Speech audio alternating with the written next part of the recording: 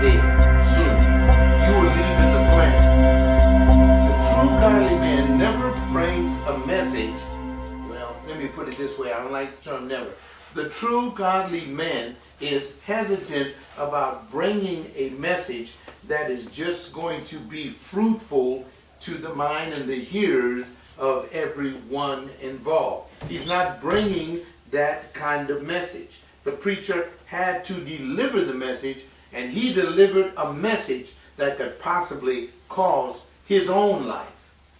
And so as he got working in the scenario, looking at it in the natural sense, you would think, no, it's not supposed to happen that way. For those of you that just came in, we're looking at an Old Testament text, King Hezekiah, king of Israel, and Israel was about to be clobbered by another nation, and Hezekiah had just had a great victory. God struck him with sickness and told the preacher to tell him he's going to die. And we're looking at how Hezekiah responded when his face was looking towards the wall. Now, there will be times in our lives, and we're living in, and the reason that I chose this text is because a lot of things are going to put our faces to the wall. Okay? And when those things put our face to the wall, we're supposed to do exactly what Hezekiah did. Let's name some of the things that would make us frustrated. What would frustrate you, young man? What would really wreck your life? Come on, talk to me. This is the time. What would wreck your life? I don't have a job. I don't have any money. I don't have anywhere to stay. I'm telling you that there are some of God's people that don't have a job and don't have any money and are walking the streets today. And they are happy as they could be on a Sunday morning, going trying to sit in somebody's back row at church just to hear the word of God, only to be put out. But when they put out, they're going to keep doing that because God is putting out. Don't look at the material things around you. Look at the blessings that God has given you. But we have to look and see what Hezekiah did. Let's move on down to point 2. Point number 1 was the Lord intervening in his life in verse 1. And how did he intervene in his life? By sending the preacher telling him that he's going to die. You may say, man, that's a contradiction. That's not intervention. That is pressure. That is tension. That is turmoil. Don't tell me I'm going to die. Oh, yes. Point number 2 in this outline. The Lord's servant responding to the pain. See, God has a servant involved in this. And look at the response to the pain. This is what the king did. And he turned his face to the wall and prayed to the Lord. Now let's pause right there. We don't do that.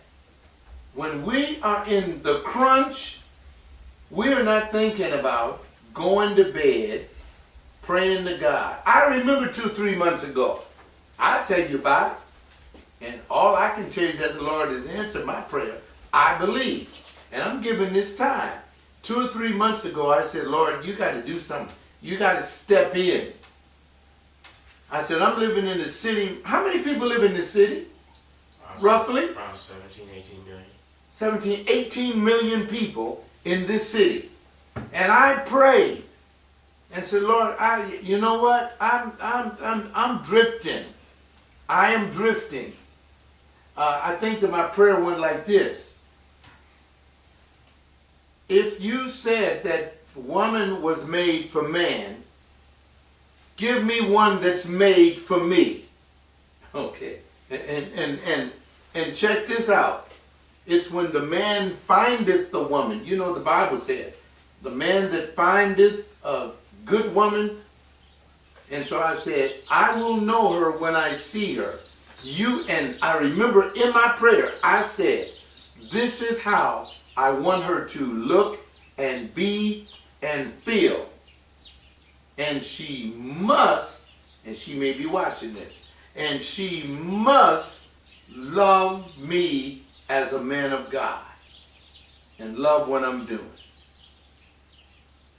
Now, keep that in your mind as we go into point 2. Because look at what the servant did. The Lord's servant responding to the pain. My pain was 4 months ago. Hezekiah's pain was a preacher told him he was going to die. All of us have different kinds of pains. And whatever your pain is, look at what Hezekiah did. Because if you don't do exactly what Hezekiah did, God is not going to intervene fully in your life and bring you to fruit. Hezekiah did the only thing that he could do. But let's talk about, because we know that he prayed, but let's talk about a little bit what he did not do.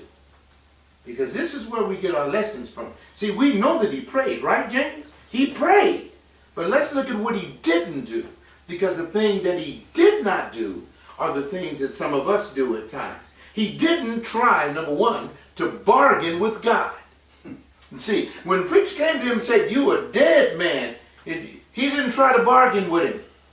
He just turned his face to the wall and started praying. We try to bargain. Well, why is that? I'm going to get a specialist. I'm going to try to get it working. No. He didn't try to bargain with God.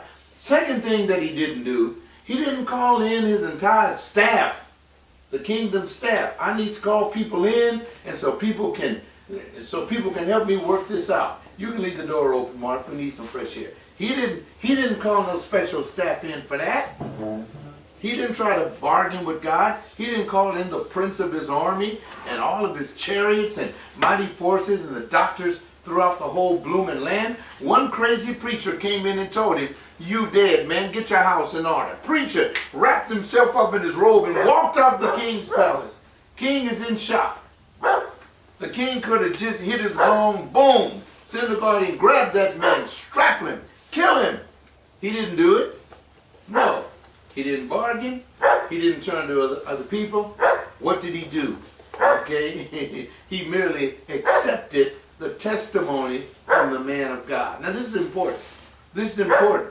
He accepted the testimony from a man that knew how God acts in this situation. You the king of Israel. You're going to drop dead. The man of God told you that. Look at how they treated the true man of God.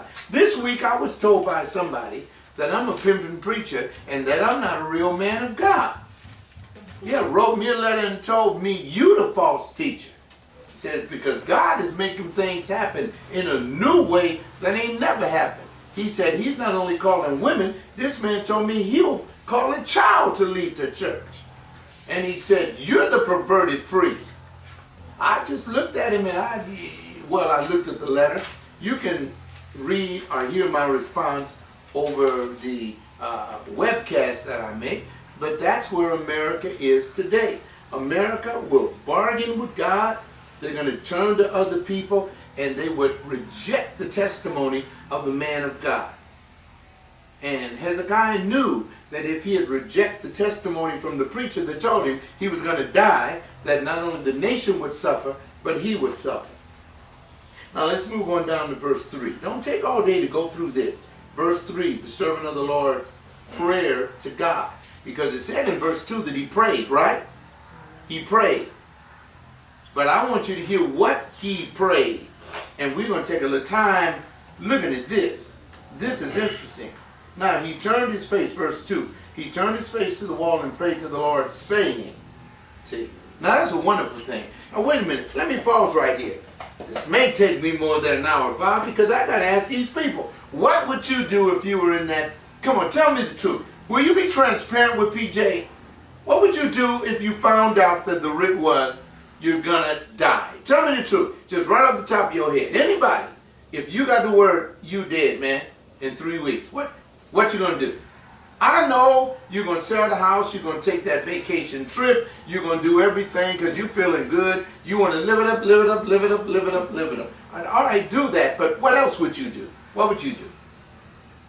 What do you think getting your house in order means?